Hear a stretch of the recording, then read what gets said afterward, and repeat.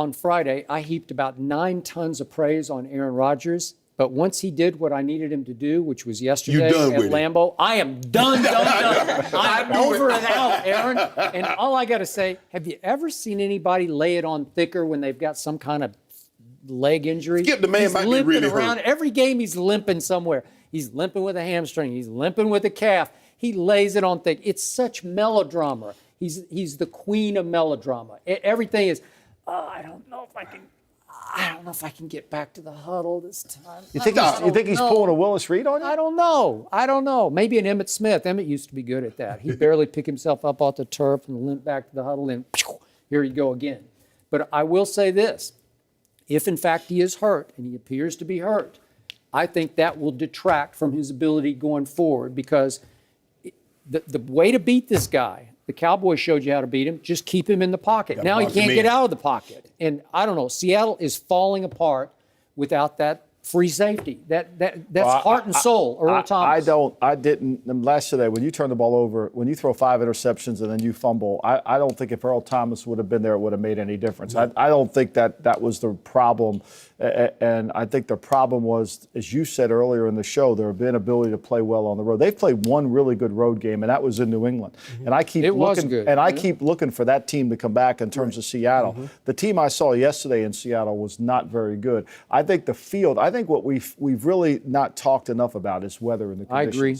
And I think that field in Green Bay really neutralizes most people's pass rush. It was slippery. It's always slippery there. It's always, you've got to be extra careful. I didn't see Michael Bennett get off the ball at all. I told Shannon, I said, I never saw him one time. I didn't see any of their quickness. I thought their quickness was neutralized by the field. I don't know, maybe a couple times. And the guys, I mean, I don't know whether Jordy Nelson starts on one side of the field and runs the shallow cross, crosses 2 linebackers' face, and gets the ball, and Rodgers throwing the ball in the end zone. I'm like, KJ, I mean, Wagner, somebody's got to carry him. Is somebody going to take the guy? I mean, you're going to let him run through 2 zones and not? But the thing is, they still hadn't run the football really effective. They had 30 attempts for 91 yards. That's still not very good.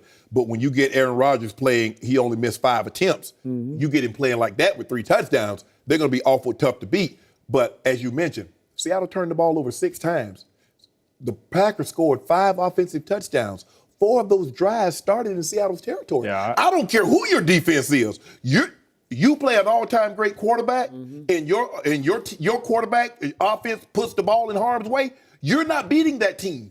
I think Seattle and Pittsburgh are similar in this sense, that we don't know what we're always going to get. Pittsburgh goes to Miami and loses badly. And I know Roethlisberger got hurt in that game, but Seattle goes to Tampa and loses badly. Then they go in a chance to play Green Bay for really a playoff-type atmosphere game. It was the game of the week, and they lose badly. So there are inconsistencies, and we're at the time of the year where you have to eliminate your inconsistencies. And I think those are the problems that are going to show up. And they've clearly eliminated home field advantage for themselves. They are going to, if they want to get to the Super Bowl, they're going to have to go, it's going to go through Dallas. Right. It's going to go through Dallas. I still think they can get the number 2 seed. Well, if they do get the 2 seed, they'll host a game. But at some point, you're going to have to play on the road. Right. Like Denver's not hosting any games. That ended in Tennessee yesterday. So the having to go to Mile High and play for the AFC teams is over with. So I think that's what we're finding out. And I think that the teams that are so inconsistent, Baltimore seems to be peaking at the right time. The Packers are peaking at the right time. And as for whatever happened at home and they can lose in Indianapolis, it's a different team now. Yeah. So Aaron Rodgers, as Joy pointed out a couple of weeks ago, said, I think we can run the table. He didn't say, I guarantee we're going to run the table.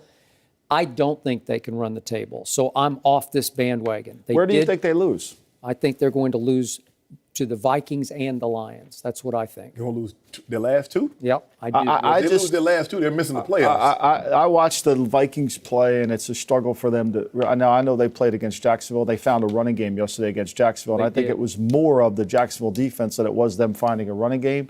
And I just think that they'll move the ball well enough. The Vikings have been, the last couple of years, have played very well against them. They have, and they played them really close in the first game when they had a semblance of an offensive line. What I don't know is Matthew Stafford's torn ligament in his middle finger. I don't know what that is. I can't predict Detroit. Detroit is, they play Chicago the same way they play the best teams in the league. It's going to be a 3-point game, and Matthew Stafford's going to have to win it on the final drive of the game. He has been winning all of them. And he's been winning all of them. So they're a little Raider-esque in the terms of their ability to come back. And I don't think you could count them out. I think the one thing we have to do moving forward is eliminate the October results and focus just strictly on how teams are playing right now. Because the October results would tell you that Green Bay's not very good. Right. The October results would tell you that Baltimore's not a very good team. But we know differently today, and I think that's what you have to focus on. But what happened in October doesn't matter.